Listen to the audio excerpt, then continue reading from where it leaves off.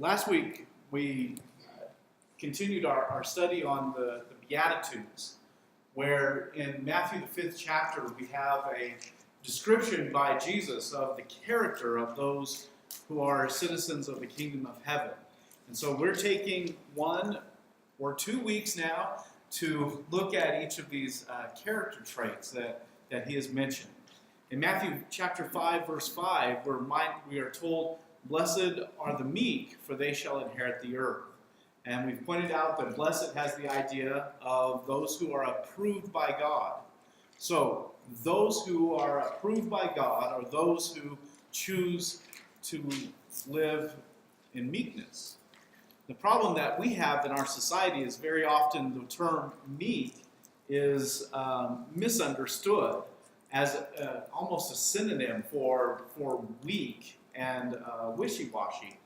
And that's not how at all Jesus or the word is intended to be understood. So I used the example last week of how the Greeks would use this word meek to describe a well-trained horse.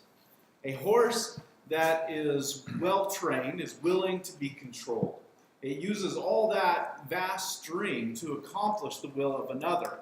And so even a child, even though it's very small, can control all the power of a horse if the horse is trained properly.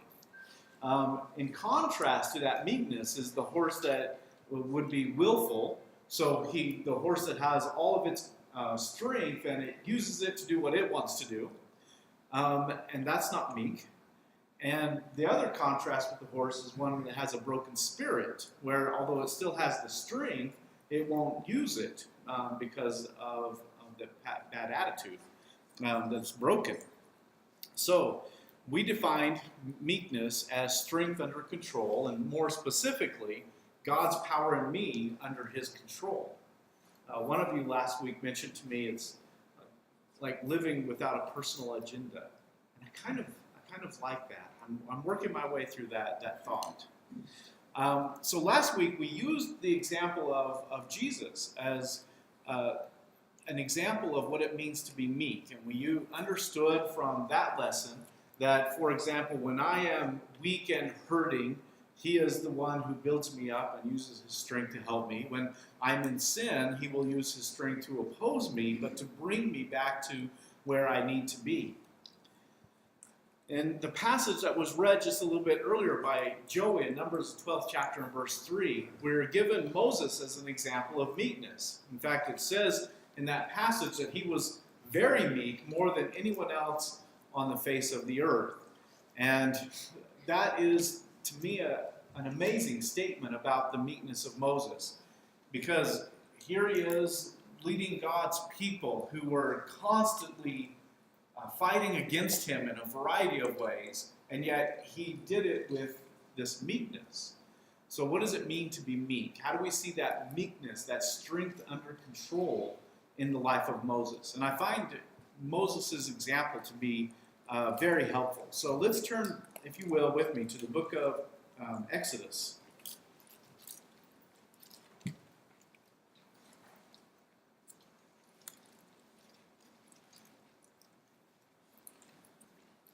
In Exodus, the 2nd chapter, in verses 11 and 12, we read that one day when Moses was grown up, and by that it means about 40 years old. For those of you who are under 40, that doesn't sound very hopeful, but you're not grown up till you're 40.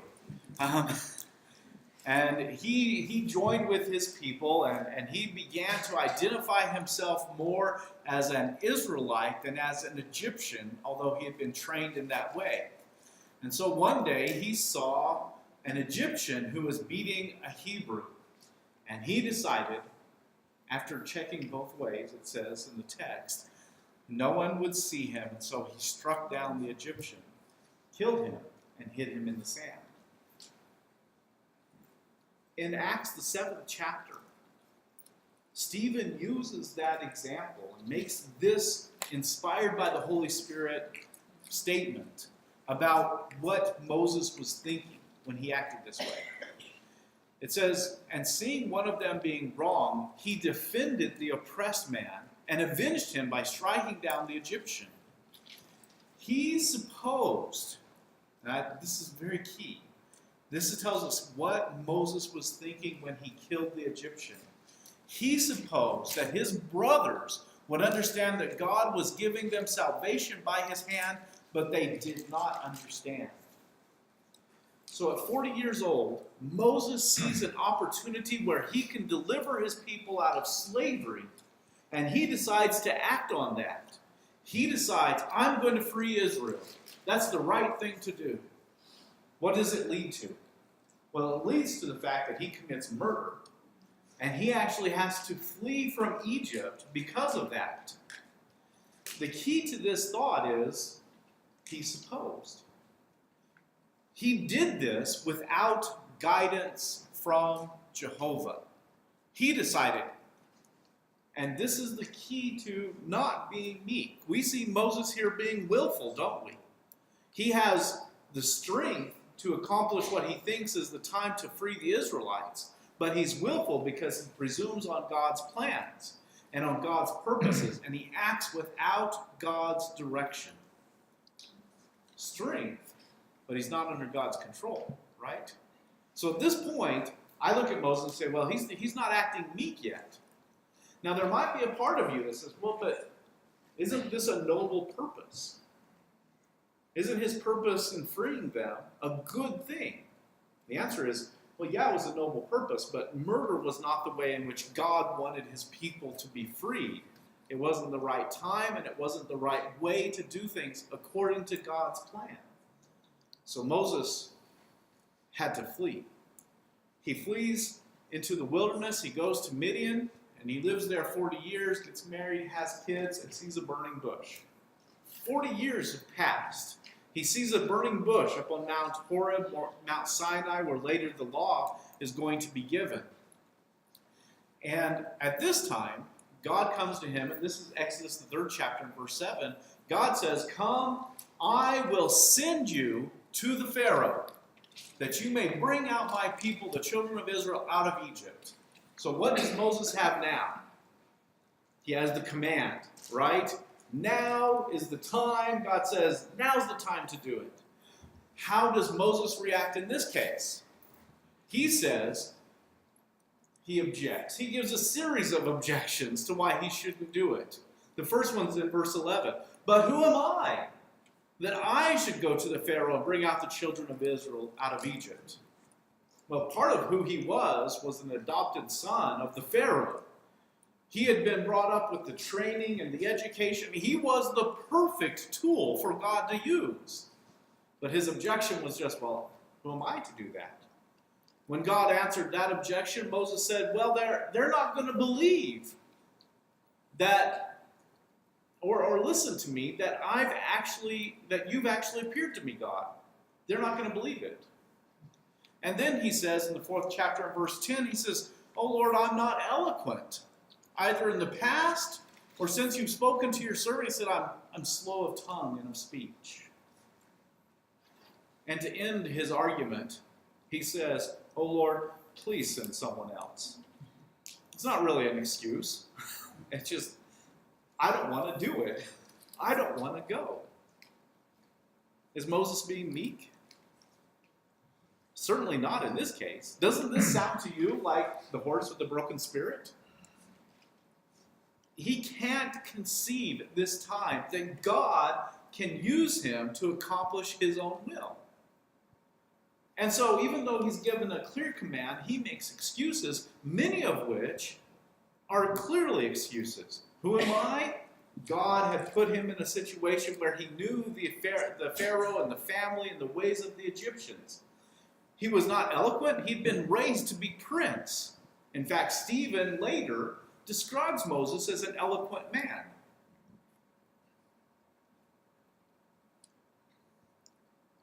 He had all the strength. But because of the broken spirit, he wouldn't submit to God's will. So I still think, and I look at Moses in this case. By the way, you know God answers each of the excuses, right? When he says, who am I? God says, I'll be with you. It doesn't really matter who you are. I'll be with you. When he says they won't believe you, he says, well, I'll give you these signs. Your staff will turn into a snake, hand will turn into leprosy, and then clean it up. He says, well, I'm not eloquent. What does God say? I'll teach you what to say. When he says send someone else, God in his anger says, okay, Aaron. Every time God answered exactly what he needed. Moses doesn't want to do what he's told. So he's refusing to use the strength that he has because he only sees weakness in himself. He refuses to give in to God's command. I think this is dangerous. I think it's easy for us sometimes to look at Moses when he was 40 years old and say, that kind of impetuous action, that's wrong. But the idea that I look at myself and I say, I can't accomplish God's will because I'm too weak, that's just as dangerous. And that's not meekness either. There is a sense of pride in that attitude that is destructive to ourselves and refuses to accomplish God's will. So, up to the point where he's 80, I still don't see a lot of meekness in Moses, at least in those two cases. Do you? But by the time we get Moses and the people of Israel at Mount Sinai, and Moses has gone up on the mountain, and this is in Exodus the 32nd chapter, so we are skipping a lot. In Exodus the 32nd chapter, we can read about how Moses is up on the mountain for 40 days and 40 nights while he's receiving the law from God. While he's gone, what do the people do? The people decide, Moses has been gone 40 days and 40 nights. We don't know what's happened to him. They talk to Aaron and they say, Aaron, make us a god. And so he makes them a golden calf that just came out of the fire, according to his story. And they begin to worship that calf as if it's Jehovah and ascribe to that calf the power that belongs only to Jehovah. And God looks down on that in anger. And he says in Exodus 32, verse 10, he says, let me alone that my wrath may burn hot against them, and I may consume them in order that I may make a great nation of you. God is ready to put an end to the Israelites at that point because of their unfaithfulness to him in such a short period of time. But Moses, in the very next verse, Exodus 32, verse 11, you'll see that Moses actually pleads for the people. Exodus 32, verse 11, it says, but Moses implored Jehovah his God and said, O Jehovah, why does your wrath burn hot against your people whom you brought out of the land of Egypt with great power and with a mighty hand? It could be Moses didn't know what was happening the way that God did. But he's essentially pleading for the people of Israel at this point, isn't he? He's saying, you brought them out of Egypt, you've shown that power and you've shown that might. Why are you angry with them now? Of course, as soon as Moses is coming down out of the mountain and he comes near the camp, he gets angry because he sees the calf, he sees the people dancing and playing, and his anger burns hot. And he takes the tablets and he throws them down and breaks them at the foot of the mountain.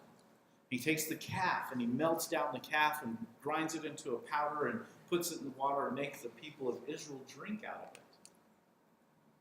That's pretty rough stuff that he's doing in that case. The next day we read in Exodus the 32nd chapter and verse 30. Moses talks to the people and he says, you sinned a great sin. Now I'm going to go to Jehovah and perhaps I can make atonement for your sin. So he goes and prays to God. Alas, this people have sinned a great sin, he says. They've made for themselves gods of gold. But now, if you will forgive their sin, but if not, please blot me out of your book that you've written. I'm impressed by Moses at this point, aren't you? Because now he's pleading for the people of Israel a second time. And not only is he pleading for God to forgive them, but he's essentially saying, if you won't forgive them, just punish me. Of course, God doesn't work that way. And he makes it clear to Moses that he doesn't work that way. Do you see meekness in Moses at this point? Well, we see anger, but God was angry, and Moses was angry. We see the breaking of the tablets. We see is punishment the right word for making them drink the gold water of the calf? There were consequences for what they had done. But do you see the meekness? Pleading for the people twice. Offering himself to take punishment. Seeking atonement for the people. The way that he deals with this whole situation, I see meekness in what he's doing. Now, certainly the anger is there. And I'm not going to argue that it's not. Those people were sinning, as Moses said twice, both to the people and to God. They were sinning a great sin. What they were doing was incredibly wrong. But he actually pled with God, don't destroy them. Strength under control. We don't have time to go through all the examples, though, of when the people grumbled against Moses and against God.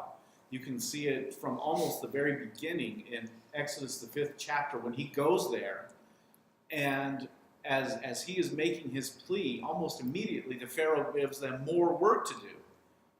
And they start complaining at that point. So they haven't even left Egypt, and they're complaining against Moses. They leave the land. There's no water. What shall we drink? The people grumbled. The people quarreled with Moses over and over again. They spoke against him. Not just complaining, but they would speak against him, say nasty things about him. What did Moses do in every case? Almost every case, it says Moses would turn to Jehovah.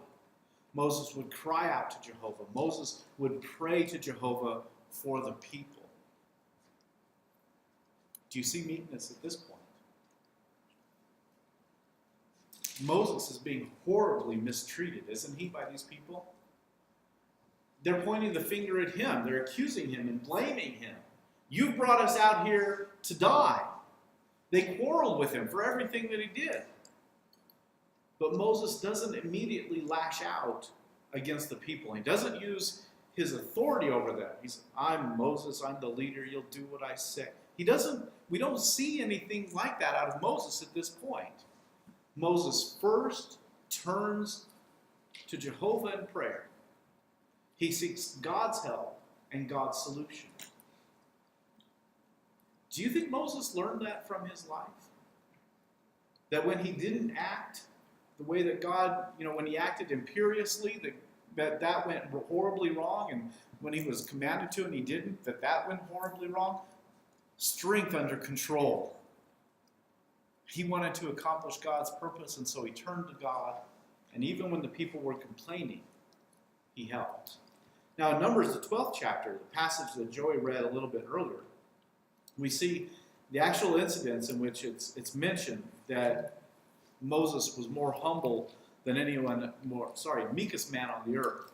In this case, his brother and sister, Aaron and Miriam, speak out against him. Now, the text gives us two things that they were upset about. One is that he had married, my translation says a Cushite woman. I think Joey said an Ethiopian. And the key here is foreigner. She was a foreign wife. But when they accost Moses and accuse him, what is the argument in that case? Does Jehovah speak only through Moses? Hasn't he spoken through us also? And God hears it. So we have what they said, but we also see what was underlying the problem, that they had a little personal grievance with him. And in verse 3 is where it says that Moses was very meek, more than all the people who are on the face of the earth. And suddenly, in verse 4, Jehovah said to Moses and to Aaron and Miriam, come out you three to the tent of meeting, and the three of them came out. When they came out, what happened? God made it clear that his relationship with Moses was in fact different than the relationship with Miriam and Aaron and essentially told them, who are you to question that relationship that I have with Moses? He and I is special.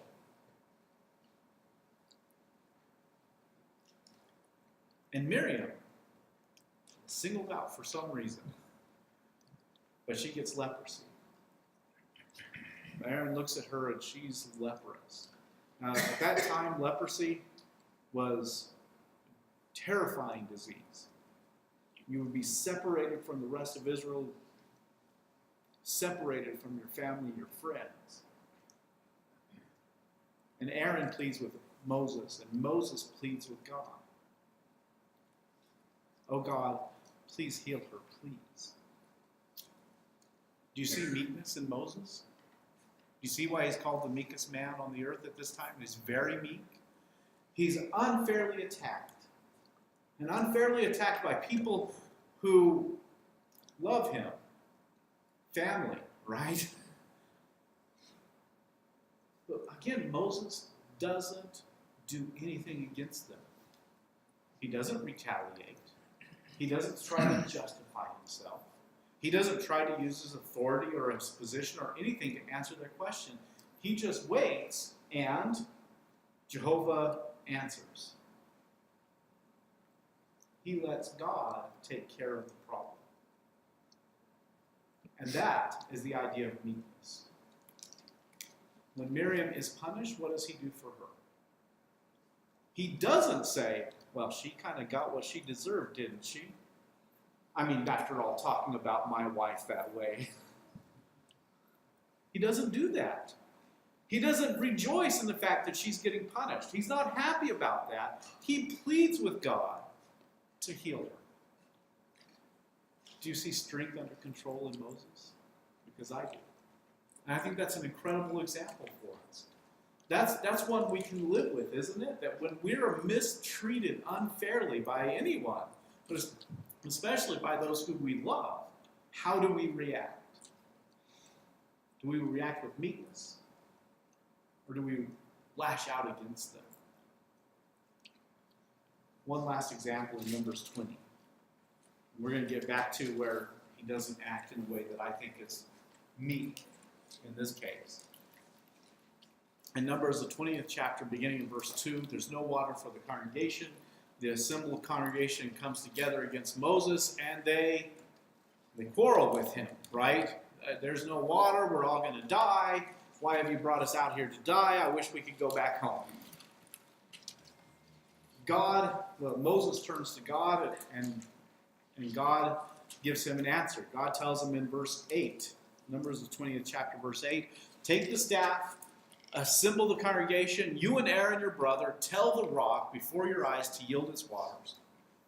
So you shall bring out water for the rock for them and give drink to the congregation and their cattle. It's a very evenly stated mention of what to do, isn't it? Moses gets to the rock, having assembled the people together, and he says, "Hear now, you rebels. Shall we bring water out of this rock?" Moses lifted up his hand and he struck the rock with his staff twice, and water came out abundantly, and the congregation drank with all their animals. Did you hear what he said? Did he say the same thing God said?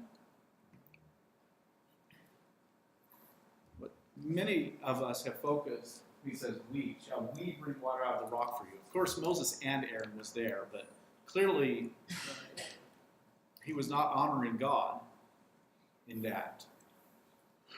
But also, he didn't have the same attitude as God even in this situation. He denounces the people. You rebels. God hadn't called them rebels at this point. Now, I'm not trying to, please understand, I'm not trying to say that the Israelites were without trouble in this situation. They were being rebellious, but I don't think he had a right to say that. Now, God speaks to Moses after this happens in verse 12. And he says to Moses, "Because you did not believe in me to uphold me as holy in the eyes of the people of Israel, therefore you shall not bring this assembly into the land that I've given them. And that's really a powerful phrase. God says to Moses, you didn't believe in me. He charges Moses with unbelief. Now that's a grave sin. It wasn't just that he struck the rock. He didn't believe in Jehovah. And he didn't hold up God as holy. Moses actually allowed the reaction of the people to lead him into doing something wrong. Look with me in Psalm 106.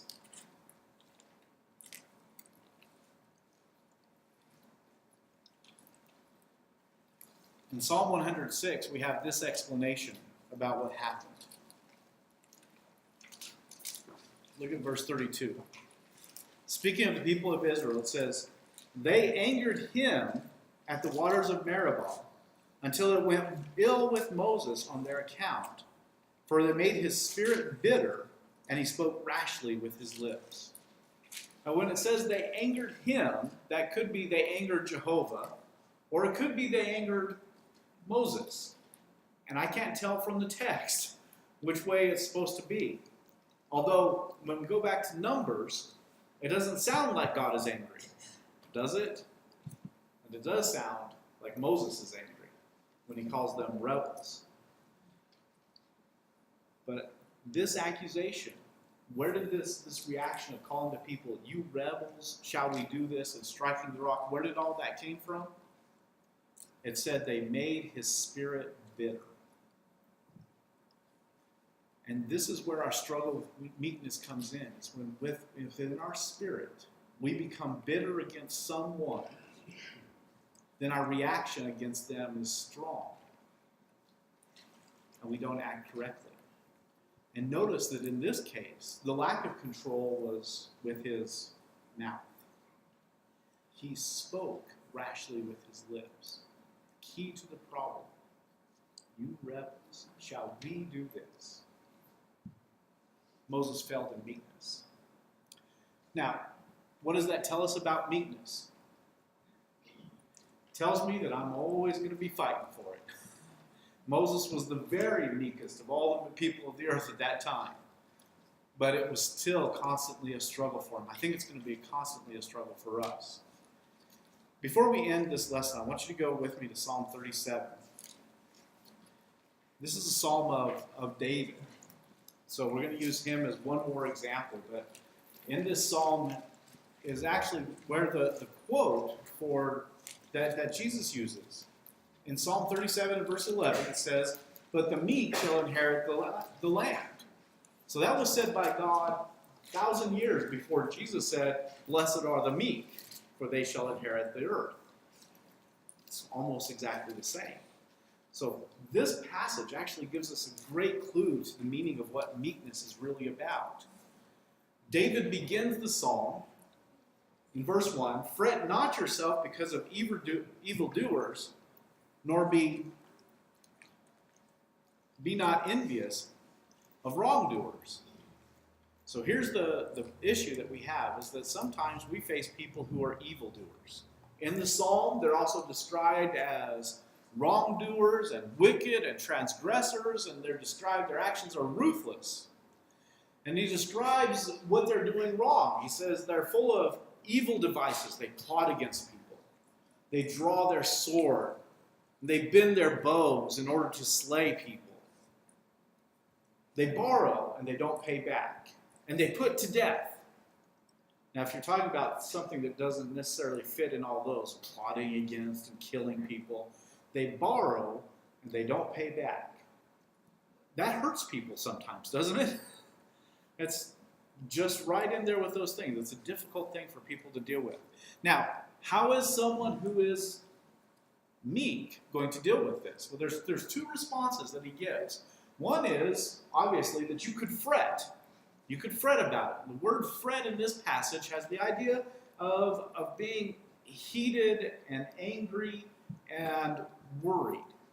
So I think most of us know that sense of vexation when things aren't going right, and there's those thoughts that are going through our head that we're not happy, and it just kind of piles up in our head. We get we get all worked up. Maybe that's the best way to say fret, isn't it? That we get all worked up about what's happening with these evil people over here.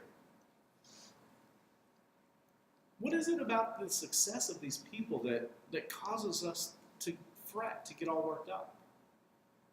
They prosper, but we don't. What is God doing? They're hurting. Sorry, we're hurting, but they aren't. Why isn't God doing something? We've all gone through this, haven't we? Where we get that worked up attitude. But he says what this fretting leads to is being envious. He says it leads to wrath and to anger. And that's what we saw with Moses when he became angry with the people at the water. And it says it tends to evil. In other words, if you fret, you're going to end up becoming one of these evildoers also. And ultimately, the fretting, if we're not careful, we can be just like Moses.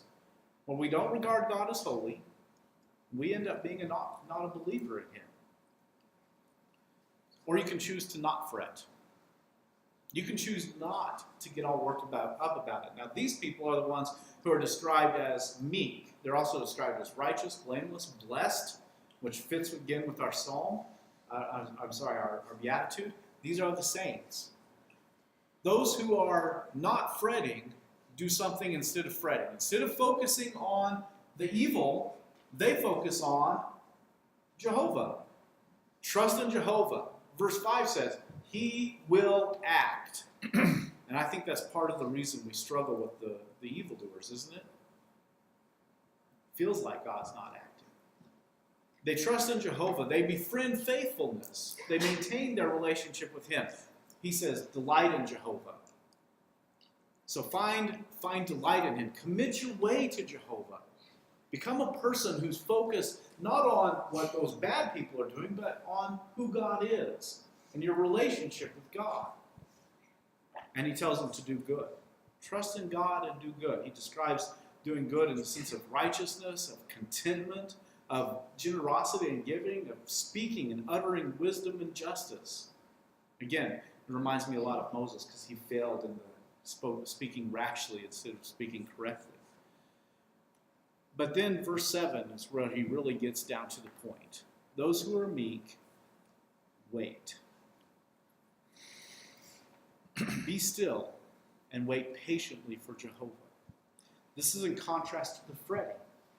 Those who are meek wait for God and fulfilling what God's plan is. Verse 34 reiterates that.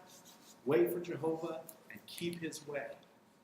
To be meek is a person who says, I know that this bad is happening, but I'm going to wait for Jehovah. Did we see that in Moses? In the way that he treated Aaron and Miriam? We absolutely do. That's exactly what he did. He didn't step up for himself. He didn't try to defend himself. He waited for God, and he waited for God to act. When you are struggling with people who are opposed to you, now we're talking about meekness in relationship with evil people in this case, there is a proper response. Be still. Wait for God to act. That's strength under control. We see the wrong. We're even concerned about the wrong. We don't just ignore it. But we trust in God and wait for him to act. Moses failed with that at the very beginning, didn't he? He saw the wrong of the oppression of the Israelites, and he acted without God's instruction. Be still. Don't try to solve this yourself. And he says the meek will inherit the land, and delight themselves in abundant peace. You can be a meek person in this world. It doesn't mean that you have to let yourself get walked on. And that's an unfortunate way in which many people think about it. Strength under control that trusts in God, delights in him, focuses on God and not what's happening to me and not what's happening to them. It's all about him. Strength under control. So Moses really reminds us of the danger of meekness, or the danger of not having meekness. When When we're young and strong, maybe we're impulsive. We fail to understand God's will, so we presume upon it. Sometimes after we've gone through several failures, we fail to obey God. We see only weakness in ourselves. We think we're insufficient, not useful.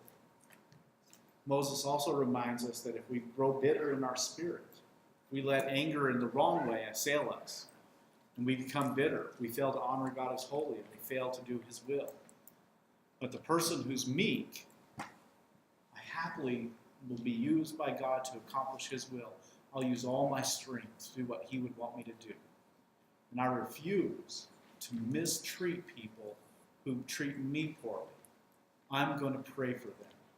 That's what Moses did over and over again. He prayed. He prayed. Be still and wait for Jehovah. Strength under control. So I hope by looking at Moses we have a better understanding. Always remember, it's a choice. Let God's power be in you under his control. So next week, Lord willing, we'll look at hungering and thirsting for righteousness. I appreciate your time and your attention this morning. Let's go show the world what it means to be one of God's citizens by living meekly before him.